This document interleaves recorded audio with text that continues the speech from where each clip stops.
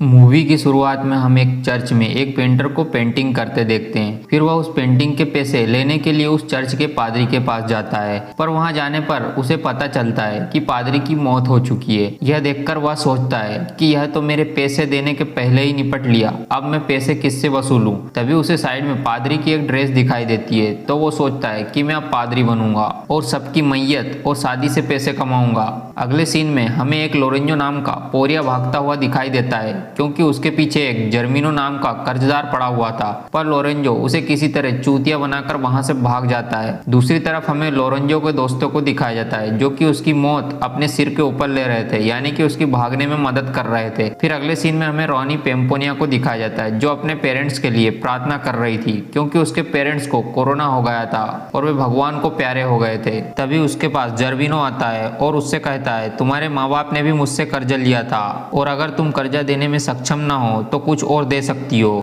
समझ रहे हो? समझ रहे हो आप?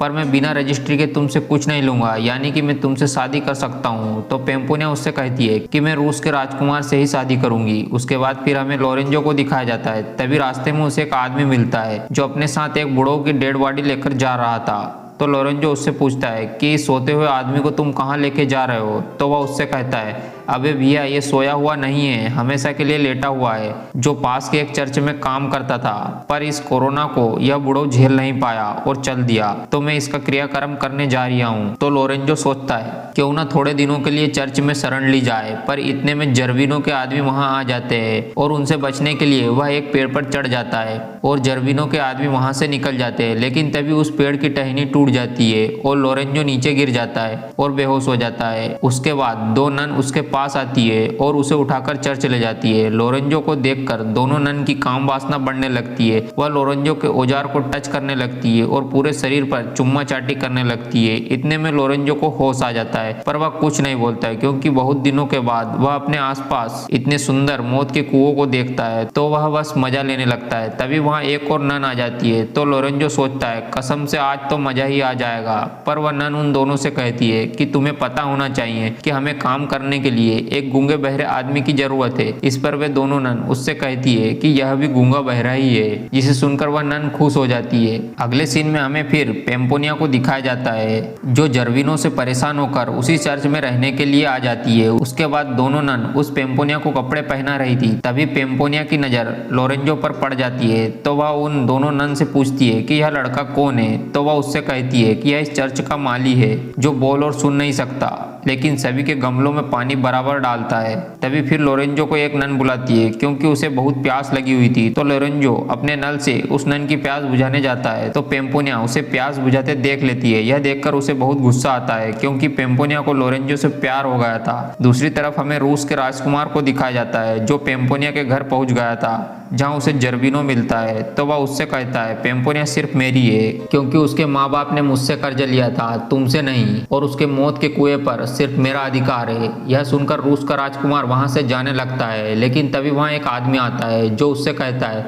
कि जर्विनो से परेशान होकर पेम्पोनिया यहाँ से चली गई है और वह दूसरे शहर में एक चर्च में रह रही है। यह सुनकर राजकुमार पेम्पोनिया को ढूंढने के लिए वहां से निकल जाता है। दूसरी तरफ लोरेंजो के पास दो नन आती है, तो लोरेंजो उनके साथ दबा कर संभोग करता है। पेम्पोनिया को लोरेंजो की यह सब काम क्रीड़ा पसंद नहीं थी, इसलिए वह उस पर अब नजर रख रही थी। पर वह एक दिन लोरेंजो को गाना गाते सुन लेती है, तो पेम्पोनिया एक प्लान बनाती है और वह एक जगह लोरेंजो को बुलाती है और वह उसकी आंखों पर पट्टी बांधकर उसे किस करती है और उसे बोलती है कि मैं तुमसे प्यार करती हूँ और शादी भी करना चाहती हूँ। लेकिन पट्टी बंधे होने के कारण लोरेंजो उसे पहचान नहीं पाता है और चर्च से जाने से पहले पेम्पोनिया नन को बता देती है कि लोरेंजो गूंगा बहरा नहीं है। जब नन को इस बात का पता चलता है, तो वह लोरेंजो को वहां से निकाल देती है। फिर पेम्पोनिया वहां से जा रही होती है, तो लोरेंजो उससे कहता है कि मेरे पास रहने के लिए घर नहीं है और ना ही मेरे पास कोई नौकरी है, मतलब कि मैं पूरा का पूरा बेरोजगार और सड़क छाप हूँ। तो पेम्पोनिया उसे अपने साथ आने के लिए बोलती है और वे वहां से चले जाते हैं। दूसरी तरफ रूस के राजकुमार को नदी में एक लड़की नहाती हुई दिखाई देती है, तो वह उस लड़की से कहता है कि मैं रूस का राजकुमार हूँ और मैं अपनी पेम्पोनिया को ढूंढ रहा हूँ। तो वह लड़की उसका चूतिया काट देती है और उससे कहती है कि मैं ही तुम्हारी पेम्पोनिया डार्लिंग हूँ। और राजकुमार भी उसके लहराते बदन को देखकर उसे ही पेम्पोनिया डार्लिंग समझ लेता है, क्योंकि उसने कभी असली पेम्पोनिया को देखा ही नहीं था।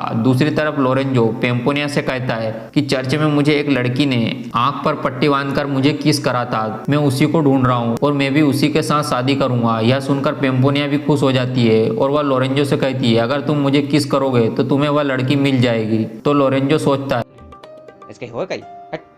पर लोरेंजो मजे के लिए किस करने जाता है, पर तभी वहां जर्विनो के आदमी आ जाते हैं और लोरेंजो और जर्विनो के बीच लड़ाई होने लगती है जिसमें लोरेंजो हार जाता है तो जर्विनो उसे जेल में बंद कर देता है। फिर हमें पेम्पोनिया को दिखाया जाता है जिसमें वह जर्विनो को शादी का लॉलीपॉप देकर लोरेंजो को छोड़ने की बात बोलती है। यह सुनकर वो पेम्पोनिया की बात मान जाता है क्योंकि काम वासना के आगे कुछ नहीं दिखता है। तो वह एक पादरी को बुलवाता है और पादरी और कोई नहीं वही पेंटर होता है। फिर पेम्पोनिया पादरी के पास जाकर शादी की तारीख आगे बढ़ाने की सेटिंग जमाती है तो पादरी भी पैसों का भूखा था, वह मान जाता है। फिर शादी की तारीख आगे बढ़ते देख जर्विनो पादरी के गले पर तलवार रख देता है और कहता है कब तक हाथ से काम चलाऊंगा, अब तो शादी जल्दी करवा दे नहीं तो तेरा काम तमाम। इतने में वहां रूस का राजकुमार आ जाता है तथा दूसरी तरफ से लोरेंजो भी आ जाता है। फिर ये दोनों मिलकर जर्विनो के आदमियों से लड़ने लगते हैं। लड़ाई के दौरान जर्विनो कुएं में गिर जाता है और वहीं पर मर जाता है, जिसके बाद पेम्पोनिया अपना चेहरा छुपाते हुए राजकुमार के पास जाती है और उसे शादी के लिए मना कर देती है। फिर राजकुमार उसका चेहरा देखता है तो वह उससे कहता है मेरी पेम्पोनिया तो कोई और ही है। तभी वहां एक लड़की आ जाती है जो राजकुमार को नदी के पास मिली थी। तभी फिर लोरेंजो बोलता है कि मैं भी उसी लड़की से शादी करूंगा जिसने मुझे चर्च में किस किया था। जिसके बाद पेम्पोनिया लोरेंजो को किस करती है तो लोरेंजो को उसके फोटो के साइज से पता चल जाता है कि यह वही लड़की है जिसने मुझे चर्च में चुम्मा चाटी करा था। फिर पादरी पेंटर इन सब की शादी करवा देता है और इसी के साथ यह मूवी यहीं पे खत्म हो जाती है। तो दोस्तों इस मूवी की एक्सप्लेनेशन अच्छी लगी हो तो चैनल को लाइक एंड सब्सक्राइब जरूर करें। धन्यवाद।